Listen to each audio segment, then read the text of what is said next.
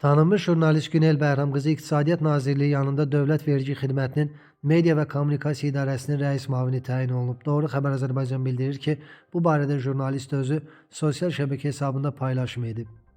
Göstərilən etimada görə təşəkkürümü bildirirəm. Peşəkarlıq və məsuliyyət bundan sonra da əsas iş prinsipim olaraq qalacaq.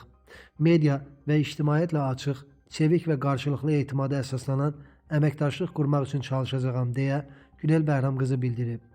Məlumat üçün qeyd edək ki, Günel Bəhramqızı bu təyinata qədər sözü gedən qurumda Media və Kommunikasiya İdarəsinin əməkdaşı kimi fəaliyyət göstərib.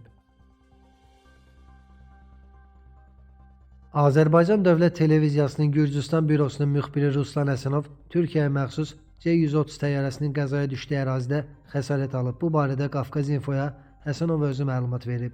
O bildirib ki, dünəndən hadisə yerindədir və yaralanması təsadüfən olub. Ruslan Həsənov çəkiliş vaxtı yıxıldığını, ayağından xəsarətlər aldığını və xəstəxanaya yerləşdirildiyini qeyd edib.